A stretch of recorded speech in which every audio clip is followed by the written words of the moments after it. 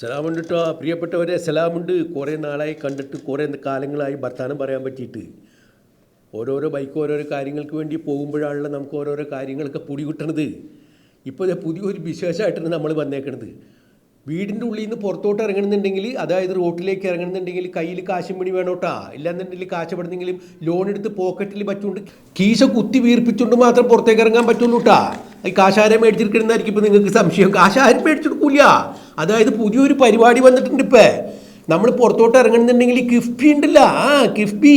ഇപ്പം നമ്മുടെ കേരള സർക്കാരിന് വേണ്ടി റോഡും തോടും പാലമൊക്കെ പണിയുന്ന ഒരു പരിപാടി ഉണ്ടല്ലോ. 50 കോടിയുടെയൊക്കെ താഴെയുള്ള അല്ലെങ്കിൽ 100 കോടിയുടെയൊക്കെ താഴെയുള്ള ഈ പാലങ്ങളും റോഡൊക്കെ പണിയുന്ന ഒരു സംഘം ഉണ്ടല്ലോ, നമ്മുടെ കിഫ്ബി, നമ്മുടെ കേരള സർക്കാരിൻ്റെ. അത് തന്നെ അവർക്കിപ്പോൾ ഒരു പുതിയ നയം വന്നിട്ടുണ്ട്. എന്തുട്ടാ അവരുടെ നയമല്ല, ഇത് സർക്കാരിൻ്റെ നയമാണ്. അമ്മായിപ്പനും മരുമോനും കൂടി കൂടിയെടുത്തൊരു തീരുമാനം. അമ്മായിപ്പനും മരുമോനും എന്ന് പറഞ്ഞാൽ മനസ്സിലായില്ലോ അല്ലേ? ആ നമ്മൾ പിണറായി വിജയനും നമ്മുടെ പിണറായി വിജയൻ്റെ പുള്ളയുടെ കെട്ടിയോനും, അതായത് നമ്മുടെ മന്ത്രി മുഹമ്മദ് റിയാസ്, ഇവർ രണ്ടുപേരും കൂടി ഒരു തീരുമാനം എടുത്ത് വെച്ചേക്കാണ്. എന്തുട്ട് തീരുമാനം? ഇനിയിപ്പോൾ ഒരു കൊല്ലം കൂടി കഷ്ടി ഭരിക്കാനും പറ്റുള്ളൂ കേട്ടാ, അല്ലേ? ഇപ്പോൾ രണ്ടാം പിണറായി വിജയൻ സർക്കാർ ഇങ്ങനെ ഇറങ്ങിപ്പോകാനായിട്ട് ഏതാണ്ട് തയ്യാറെടുപ്പ് നടത്തിക്കൊണ്ടിരിക്കുകയാണെങ്കിൽ ഒരു കൊല്ലവും കൂടി കഷ്ടി അവിടെ കടിച്ചു തൂങ്ങി നടക്കാൻ പറ്റും. ഇതിൻ്റെ ഇടയ്ക്കടി എവിടെ നിന്നൊക്കെ അടിച്ചു മാറ്റാൻ പറ്റും എന്നുള്ള ഒറ്റ കാര്യം ഇപ്പോൾ ചിന്തിക്കണുള്ളൂന്ന്. വീട്ടുകാരും കൂട്ടുകാരൊക്കെ ഒത്തിരുന്ന് ഒരുമിച്ച്, അതായത് വീണയുടെ കെട്ടിയവനുമായ മുഹമ്മദ് റിയാസും മുഖ്യമന്ത്രിയുടെ ഭാര്യയും അങ്ങനെയുള്ള അസ്മാദികളൊക്കെ കൂടിയിരുന്ന് ഇപ്പോൾ ഒറ്റ കാര്യം മാത്രമാണ് ചിന്തിക്കുന്നത്. ഈ ഇറങ്ങിപ്പോണതിന് മുമ്പ്, ഒരു കൊല്ലം കഴിയുന്നതിന് മുമ്പ് എവിടെ നിന്നൊക്കെ ഇട്ട് കൈയിട്ട് ഭാര്യ കീസയിലാക്കാൻ പറ്റും, ബാങ്കിൽ കൊണ്ടിടാൻ പറ്റും എന്നുള്ള ഒറ്റ ജ്വരം മാത്രമേ ഉള്ളൂ. അങ്ങനെ ചിന്തിച്ച് കഴിഞ്ഞപ്പോൾ ഒരു കാര്യം പിടി കിട്ടി. ഇതെന്തൊട്ട് കാര്യം? ഇനി കാശ് പിരിക്കണമെങ്കിൽ ഒരു രക്ഷയില്ല. AI ക്യാമറ വെച്ച്, ഹെൽമെറ്റ് വെച്ച്, അതിൽ നിന്നൊക്കെ കാശ് പണം പിരിച്ച്. ഇനിയിപ്പോൾ എന്ത് പരിപാടിയായാലും സാധാരണക്കാരൻ്റെ നെഞ്ചത്തേക്കല്ലേ ഇത് കൊണ്ടിച്ചെല്ലാൻ പറ്റുള്ളൂ. കാശ് മേടിക്കണ ആരെ ഇതെന്നാണ്? നായി അരിയിട്ട് കഞ്ഞി വെക്കണ, കഞ്ഞി കലത്തി കിടക്കുന്ന അരി വരെ ഭാര്യക്കൊണ്ടുപോയി ഇവർ കീസ നീ വീർപ്പിക്കും, അല്ലെങ്കിൽ ബാങ്കിലിടും.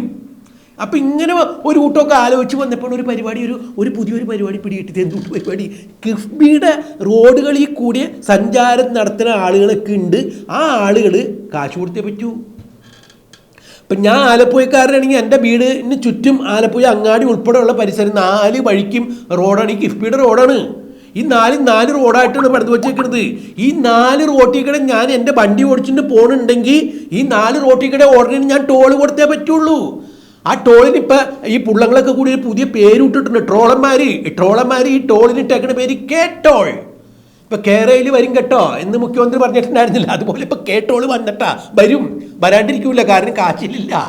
10 രൂപ വേറെ എവിടെ നിന്ന് കൊടുക്കാനില്ല. ഖജനാവിലാണെങ്കിൽ പൂച്ച 1-2 5-6 പെറ്റിയെടുക്കണമെന്ന് പറഞ്ഞേക്കണത്. കാശിലില്ല, അവിടെ ഒന്നുമില്ല. അപ്പോൾ അവിടെ കാശ് എന്തായാലും അവിടെ നിറച്ചു വയ്ക്കാൻ പറ്റൂല, കാശില്ല. അപ്പോൾ അവിടെ നിന്ന് കൈയിട്ട് വരാൻ പറ്റാണ്ട് കഴിഞ്ഞപ്പോൾ സാധാരണക്കാരൻ്റെ കഞ്ഞിക്കരത്തിൽ അവൻ്റെ പോക്കറ്റിൽ നിന്നൊക്കെ കൈയിട്ട് വാരി അടിച്ച് നീക്കാനുള്ള ഒരു പരിപാടി അമ്മായിപ്പനും മരുമോനും കുഞ്ഞുകുട്ടി പരാധീനങ്ങളൊക്കെ ഇരുന്ന് ആലോചിച്ചൊരു തീരുമാനം എടുത്തെന്നാണ് പറയാനായിട്ടത്. എന്തുട്ട് ഈ കിഫ്ബിയുടെ റോട്ടിക്കടൊക്കെ യാത്ര ചെയ്യുന്ന ആളുകളുടെ കയ്യിൽ നിന്ന് കേട്ടോൾ എന്ന് പറഞ്ഞൊരു ടോൾ ഇങ്ങോട്ട് പിരിക്കും. ഇപ്പം നമ്മൾ ഇവിടുന്ന് ടൗണിലേക്ക് ഇറങ്ങുമ്പോൾ തദ്ദേശ സ്വയംഭരണ സ്ഥാപനങ്ങളൊക്കെ റോഡ് പണിയിപ്പിച്ചിട്ടുണ്ടല്ല. അപ്പോൾ അവരൊക്കെ ഈ സർക്കാരിൻ്റെ റോഡ്, ഈ കിഫ്ബിയുടെ മാർഗ്ഗങ്ങൾ പദ്ധതിയൊക്കെ ഉപയോഗിച്ച് പണിതിട്ടുള്ള റോഡുകളിലൂടെയൊക്കെ നമ്മൾ വണ്ടി ഓടിച്ചിട്ട് പോകണമെങ്കിൽ അങ്ങോട്ട് കൊടുക്കണം. ടോൾ കൊടുക്കണം.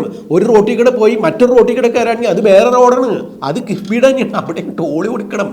അപ്പോൾ അതാണ് നേരത്തെ ഈ വാർത്ത പറഞ്ഞതിൻ്റെ തുടക്കത്തിൽ അങ്ങോട്ട് പറഞ്ഞത്. അതായത് ഈ റോട്ടിലേക്ക് ഇറങ്ങണമെന്നുണ്ടെങ്കിൽ, എന്തെങ്കിലും കാര്യങ്ങളൊക്കെ നടത്താൻ പോകുന്നുണ്ടെങ്കിൽ നമ്മുടെ പോക്കറ്റിൽ കാശ് വേണമല്ല. ഇപ്പം അങ്ങനെയല്ല, ഈ റോട്ടിൽ കൂടെ സഞ്ചരിക്കണമെന്നുണ്ടെങ്കിൽ പോക്കറ്റിൽ കാശ് വേണം, ഇല്ലെങ്കിൽ വണ്ടി വിടൂല.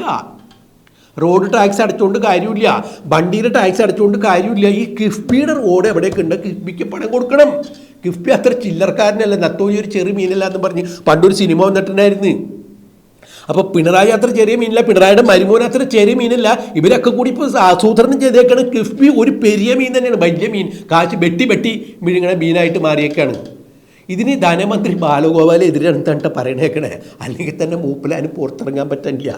തിരുവനന്തപുരം ജില്ലാ സമ്മേളനത്തിൽ, കൊല്ലം ജില്ലാ സമ്മേളനത്തിൽ, അതിപ്പോൾ എന്തിന് കണ്ണൂർ ജില്ലാ സമ്മേളനത്തിന് വരെ ഇങ്ങനെയുള്ളൊരു വകുപ്പുകളെന്ന ആളുകൾ പിണറായി വിജയനെ തന്നെ വേദിയിലിരുത്തിക്കൊണ്ട് ചോദിക്കുന്നത്, ഇവിടെ ഒരു ധനകാര്യ വകുപ്പുണ്ടാ, ഇവിടെ ഒരു ആരോഗ്യ വകുപ്പുണ്ടാ?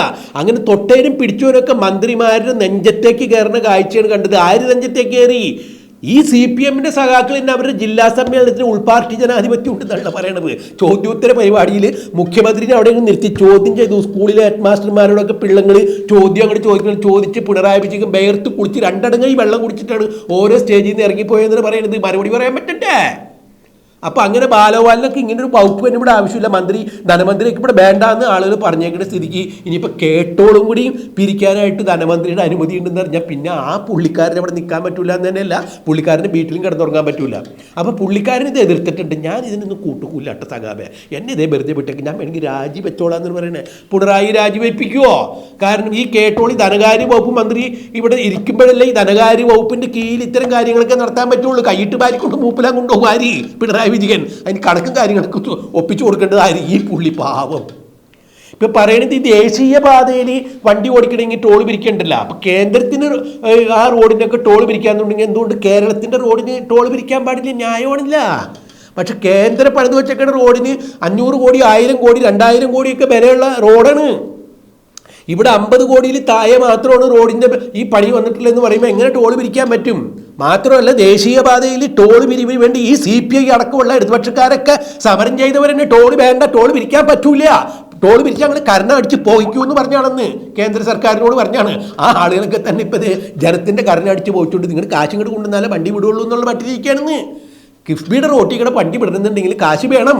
ഇനിയിപ്പോൾ കാശ് കയ്യിലില്ലെങ്കിൽ വല്ല സഹകരണ ബാങ്കിൽ നിന്ന് അല്ലെങ്കിൽ വേണ്ട കേരള ബാങ്കിൽ നിന്ന് എവിടെ അല്ലെങ്കിൽ ഊരാളെങ്കിൽ നിന്ന് എവിടെ നിങ്ങളൊക്കെ പോയി നിങ്ങൾ ലോൺ എടുത്തിട്ട് പോരെ, കാശ് അടച്ചാൽ മതി വണ്ടി വിടാം. കിഫ്ബിയുടെ റോട്ടിക്കടെ ഓടണമെങ്കിൽ കാശ് വേണം എന്ന് പറയുന്നത് എന്ത് ചെയ്യും? നിങ്ങളൊന്ന് ആലോചിച്ച് നോക്ക്.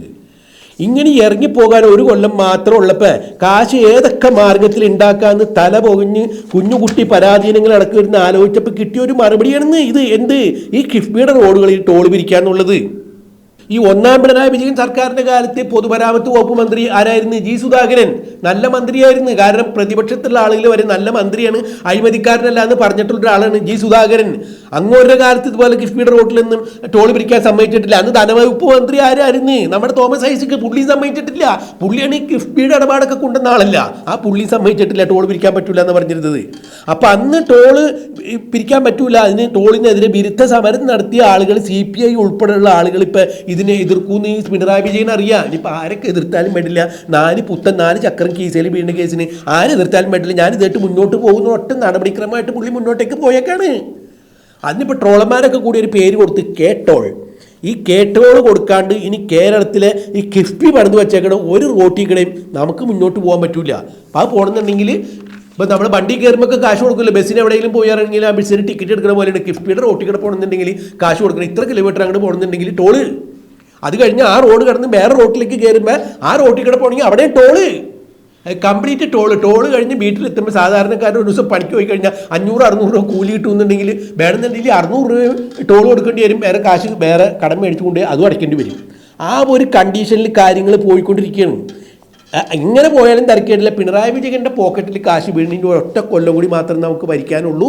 ആ കൊല്ലത്തിനുള്ളിൽ ആയി ഇറങ്ങിപ്പോണതിന് മുമ്പ് എവിടെ നിന്നായാലും വേണ്ടില്ല കാശ് കുറച്ച് ഇമ്മണി അടിച്ച് മാറ്റാൻ പറ്റിയ ഒരു വകുപ്പാണ്. കേരളത്തിൽ റോഡ് ഇങ്ങനെ നീർന്ന് കിടക്കാനില്ല. തെറുത്താലും തീരാത്തൊരു പായാണ് റോഡിന്ന് പണ്ട് കടങ്കഥ പറയണമല്ല. ഇത് ഇങ്ങനെ കാശ് ഭാര്യാലും റോഡ് അവിടെ തന്നെ കിടക്കാനില്ല. കിഫ്ബിയുടെ റോഡ്, ഈ റോഡ് ഇവിടെ കിടക്കുന്നിടത്തോളം കാലം നമുക്ക് കാശ് ഉണ്ടാക്കാനല്ല, ടോള് മേടിക്കാനല്ല. ഇതാണ് ഒറ്റ ജ്വരം. അപ്പം അതിന് പറയണത് കണ്ടെത്തിയേക്കണ ഒരു മാർഗം വന്നിട്ട് എന്തെങ്കിലും ഒരു കാര്യങ്ങൾ ഉണ്ടാക്കണമല്ല. കിഫ്ബിക്ക് 10 പൈസ ഇല്ല കയ്യിൽ. അപ്പോൾ ഈ 10 പൈസ ഇല്ലാത്തതിൻ്റെ പേരിൽ ഇവർക്ക് ഒരു വരുമാനം വേണമല്ല. കിഫ്ബിക്ക് സ്വന്തമായിട്ട് കാശ് വേണം, ബാങ്ക് അക്കൗണ്ട് വേണം, ബാലൻസ് ഒക്കെ വേണം. അപ്പോൾ അതിന് ഈ കിഫ്ബിയുടെ പേരിൽ കേട്ടോൾ എന്ന് പറഞ്ഞ ടോൾ കിഫ്ബിയുടെ റോട്ടിൽ കൂടെ പോണതിന് പിരിക്കണ കാശ് കിഫ്ബിയുടെ അക്കൗണ്ടിൽ വരും. അപ്പോൾ അവിടെ കാശായില്ല. എന്തുട്ടാ അതിൻ്റെ ഉദ്ദേശം? എന്താ പുറകിലുള്ള ഉദ്ദേശം? നമ്മളൊക്കെ മൂക്ക് കീഴ്പോട്ടേക്കുള്ള ആളുകൾ, അരിയാഹാരം കഴിക്കുന്ന ആളുകൾക്കാരുടെ പിണറായി വിജയൻ്റെ പോക്കറ്റ് വീർപ്പിക്കാൻ ഉണ്ടാക്കി കൊണ്ടുവന്നേക്കണ ഒരു പരിപാടിയാണെന്ന് എന്തായാലും ഇവിടെ നടക്കുമെന്ന് തോന്നുന്നല്ലേ. CPI അടഞ്ഞിട്ടുണ്ട്, ഘടകകക്ഷികൾ ഇറങ്ങിയിട്ടുണ്ട്. ഇപ്പം ബ്രൂവറി എന്ന് പറഞ്ഞ് പാലക്കാട് കുടിവെള്ളം മുഴുക്ക ഊറ്റിക്കൊടുത്ത് മദ്യം ഉണ്ടാക്കുന്ന കമ്പനിക്ക് കൊടുത്ത് പാലക്കാട് കുടിവെള്ളം ഇല്ലെങ്കിലും വേണ്ടില്ല, അവിടെ മദ്യം കുടിക്കട്ടെ ആളുകളെന്ന് വിചാരിച്ച് ബ്രൂവറിക്ക് എഴുതി കൊടുത്തേക്കാണ്. 5 ഏക്കർ സ്ഥലത്ത് അവിടെ കമ്പനി കൊടുക്കാൻ വേണ്ടി കൊടുത്തേക്കാണ്. പാലക്കാടിൻ്റെ മുഴുവൻ കുടിവെള്ളം ഊറ്റിക്കൊണ്ടുപോകാൻ പറഞ്ഞേക്കാണ്. അപ്പം അതിൽ നിന്ന് കുറേ കമ്മീഷൻ കാര്യങ്ങൾ അത് കിട്ടും. അതായത് ഡൽഹി മദ്യനയ കേസിൽ ഇടങ്ങേറുണ്ടാക്കിയ ആളുകൾക്ക് കൊടുത്തേക്കണമെന്ന് ഓർക്കണം. ഒരു കൊട്ടേഷനും വിളിച്ചില്ല, ഒറ്റ കൊട്ടേഷനുള്ളത് ബ്രൂവറിയുടെയാണ് ഇല്ലേ. അപ്പോൾ അങ്ങനെ ഒരു പദ്ധതി കൊടുത്തു വെച്ചേക്കണം. അതിൻ്റെ പുറകെ വേറെ ഇത്തിരി ചില്ലറ എങ്ങനെ ഉണ്ടാക്കാൻ പറ്റുമെന്ന് തല പൊഴിഞ്ഞ് ആലോചിച്ചപ്പോഴാണ് ഇങ്ങനെ മരുമോനും അമ്മായിപ്പനും ഒക്കെ കൂടി ഇരുന്ന് തല പൊഴിഞ്ഞ് ആലോചിച്ചപ്പോൾ കിട്ടിയ ഒരു ഇടങ്ങേറിടപാടാണ് എന്ത് കിഫ്ബിയുടെ റോട്ടിക്കടെ ടോള് പിരിക്കുക ടോള് പിരിച്ച് കോടിക്കണക്കിന് രൂപ ഉണ്ടാക്കുന്നത്. ആരും കൊടുക്കില്ല. ആളുകൾ വണ്ടി തല്ലി പൊടിച്ച് കത്തിച്ച് കാട്ടി കളഞ്ഞാലും വേണ്ടില്ല. ഈ കാശ് കൊടുക്കേണ്ട പാടിന് ഒറ്റ മനുഷ്യൻ കേരളത്തിൽ നിൽക്കില്ല. ഇപ്പം എന്തൊക്കെ ഇതിൻ്റെ പേരിൽ എന്തൊക്കെ പുകിലുണ്ടാവും നമുക്ക് കണ്ടറിയാൻ കാത്തിരിക്കുക. അപ്പം ഇനി ഇങ്ങനെ എന്തെങ്കിലും വിശേഷം ഉണ്ടെങ്കിൽ പറയാട്ടാ. കാണാം. സലാം. ആയിക്കോട്ടെ.